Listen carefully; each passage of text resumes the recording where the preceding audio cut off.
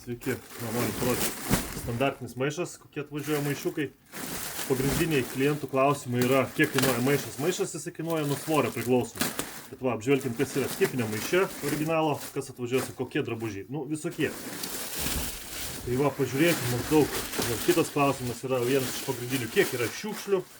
Ir maždaug, kad įsivaizduotumėm, lankelis va, kažkoks naujas. Taip, šiukšlės. Parduodamas. Labai geras. Taip, o, pašiltintos kelnės. Taip, žiūrim.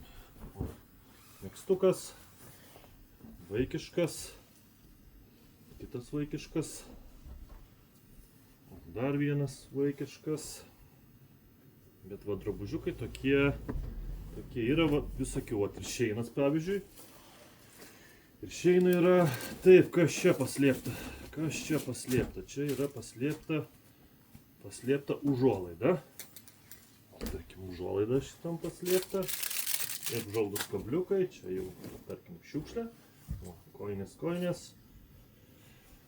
Čia viskas tvarkoja. Nu, šitą aš irgi išmeščiau. Šitą irgi metu lauk. Vasarinės bliuskutės. Taip, kas čia? O, regatėlė. Regatos striukė. Dydis geras, 14. Čia viskas tvarkoja. Kišenių nepamirškit patikrinti, pinigų būna. Taip. Ir vėlgi drabužiukai. Maikės. Vėl megztukai.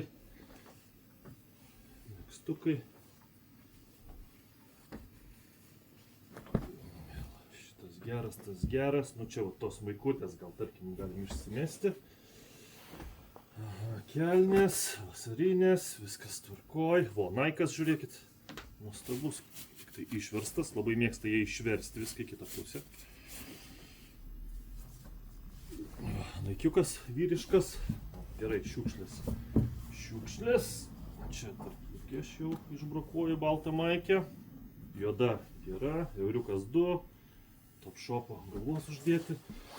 Čia va dar turim lankelį.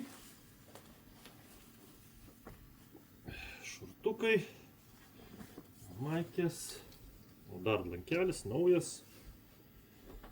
Tai va, tai grubiai žiūrim, ką turim. Va, šiukšlių maždaug gaunasi šitaip, čia visi drabužiukai parduodami, čia toksai galbūt ir negeras reikalas, bet va. Tai va, taip va, iš vieno maišo maždaug standartas.